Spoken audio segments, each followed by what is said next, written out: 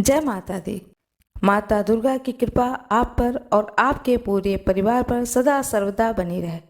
अब आज आप लोगों को सुनाने जा रही हूँ श्री गणेशाय नमः, श्री दुर्गाय नमः, अथ श्री दुर्गा सप्तशती। अब मैं आप लोगों को सुनाने जा रही हूँ दुर्गा सप्तशती का 8वां अध्याय, रक्त बीज का वध। ध्यानम। मैं अणि नाम आदि सिद्धिमय किरणों से आवृत भवानी का ध्यान करता हूँ। उनके शरीर का रंग लाल है, नेत्रों में करुणा लहरा रही है तथा हाथों में पाश, अंकुश, बाण और धनुष शोभा पाते हैं। ऋषि कहते हैं, चंड और मुंड नामक दैत्य के मारे जाने तथा बहुत सी सेना का संहार हो जाने पर दैत्यों के राजा प्रतापी शुंभ के मन में बड़ा क्रोध हुआ। उसने दैत्यों की संपूर्ण सेना को युद्ध के लिए कूच करने की आज्ञा दी। वह बोला, आज उदा युद्ध नाम के 86 दैत्य सेनापति अपनी सेनाओं के साथ युद्ध के लिए प्रस्थान करे। कंबू नाम वाले दैत्यों के 84 सेना नायक अपनी वाहिनी से घिरे हुए यात्रा करें। 50 कोटवीर कुल के और 100 धौम्र कुल के असुर सेनापति मेरी आज्ञा से सेना सहित कूच करें। कालक, दौहिर्दय, मौर्य और काल के असुर भी युद्ध के लिए तैयार हों। मेरी आज्ञा से तुरंत प्रस्थान करें। भयानक शासन करने वाला असुर राज शुंभ इस प्रकार आज्ञा दे सहस्त्रों बड़ी बड़ी सेनाओं के साथ युद्ध करने के लिए प्रस्थित हुआ। उसकी अत्यंत भयंकर सेना आती देख चंडिका ने अपने धनुष की टंकार से पृथ्वी और आकाश के बीच का भाग गुंजा दिया। राजन, तदंतर देवी के सिंह ने बड़े जोर जोर से दहाड़ना आरंभ किया। फिर अंबिका ने घंटे के शब्द से उस ध्वनि को और भी बढ़ा दिया। धनुष की टंकार और सिंह की दहाड़ और घंटे की ध्वनि से संपूर्ण दिशाएं गूंज उठीं। उस भयंकर शब्द से काली ने अपने विकराल मुख को और बढ़ा लिया तथा इस प्रकार वे विजयिनी हुईं। उस तुमुल नाद को सुनकर दैत्यों की सेनाओं ने चारों ओर से चंडिका देवी, सिंह तथा काली देवी को क्रोधपूर्वक घेर लिया। राजन, इसी बीच में असुरों के विनाश तथा देवताओं के अभ्युदय के लिए ब्रह्मा, शिव, कार्तिकेय, विष्णु तथा इंद्र आदि देवियों की शक्ति जो अत्यंत पराक्रम और बल से संपन्न थी, उनके शरीर से निकलकर उन्हीं के रूप में चंडिका देवी के पास आईं।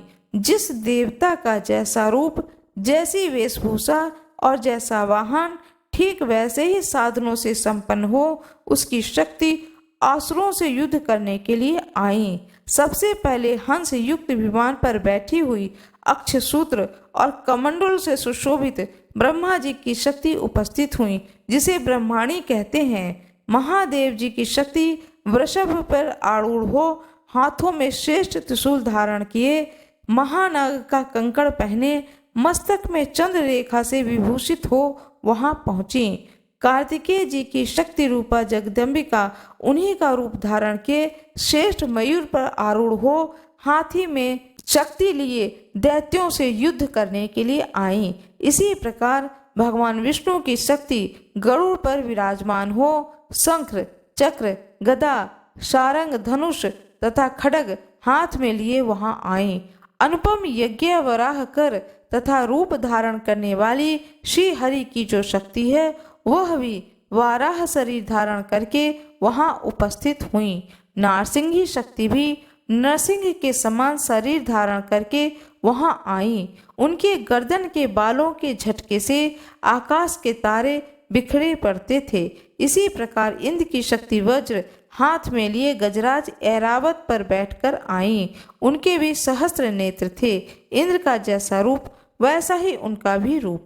तदंतर उन देव शक्तियों से घिरे हुए महादेव जी ने चंडिका से कहा कि मेरी प्रसन्नता के लिए तुम शीघ्र ही इन असुरों का संहार करो। तब देवी ने शरीर से अत्यंत भयानक और परम उग्र चंडिका शक्ति प्रकट हुई, जो सैकड़ों गीतड़ियों की आवाज करने वाली थीं।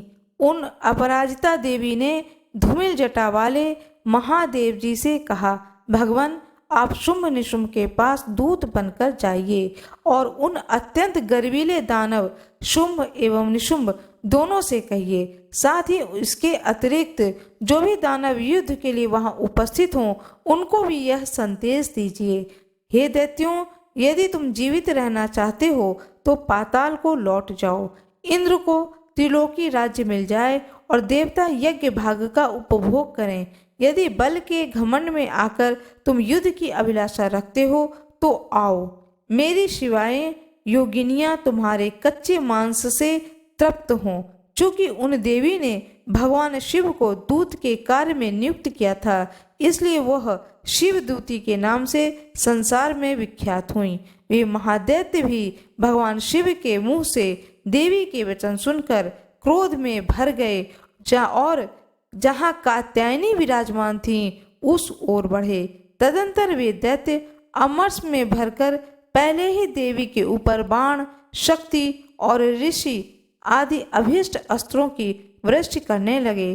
तब देवी ने भी खेल खेल में ही धनुष की टंकार की और उससे छोड़े हुए बड़े बड़े बाणों द्वारा दैत्यों के चलाए हुए बाण, शूल, शक्ति और फरसों को काट डाला। फिर काली उनके आगे होकर शत्रुओं को शूल के प्रहार से विदीर्ण करने लगीं और खड़वांग से उनका कचूमड़ निकालती हुई रणभूमि में विचरने लगीं। ब्रह्माणी भी जिस जिस ओर दौड़ती उस ओर अपने कमंडलों का जल छिड़ककर शत्रुओं के ओज और पराक्रम को नष्ट कर देती थीं। महेश्वरी ने त्रिशूल से तथा वैष्णवी ने चक्र से और अत्यंत क्रोध में भरी हुई कुमार कार्तिकेय की शक्ति से दैत्यों का संहार आरंभ किया। इंद्र शक्ति के वज्र प्रहार से विदीर्ण हो सैकड़ों दैत्य दानव रक्त की धारा बहाते हुए पृथ्वी पर सो गए। वाराही शक्ति ने कितनों को अपनी थुथुन की मार से नष्ट किया। दाढ़ों के अग्रभाग से कितनों की छाती छेद डाली। कितने ही दैत्य उनके चक्र की चोट से विदीर्ण होकर गिर पड़े।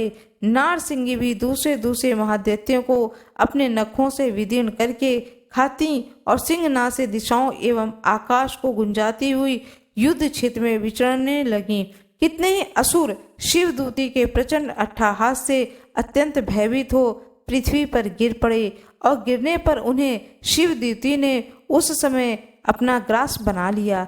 इस प्रकार क्रोध से भरे हुए मात्र गणों को नाना प्रकार के उपायों से बड़े बड़े असुरों को मर्दन करते देख दैत्य सैनिक भाग खड़े हुए।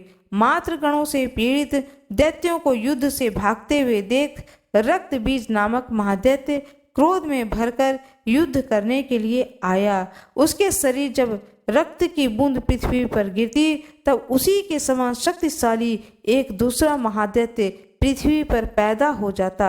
महासुर रक्त बीज हाथों में गदा लेकर इंद्र शक्ति के साथ युद्ध करने लगा। तब ऐन्द्री ने अपने वज्र से रक्त बीज को मारा। वज्र से घायल होने पर उसके शरीर से बहुत सा रक्त चूने लगा। उससे उसी के समान रूप तथा पराक्रम वाले योद्धा उत्पन्न होने लगे। उसके शरीर से रक्त की जितनी बूंदें गिरती उतने ही पुरुष उत्पन्न हो गए।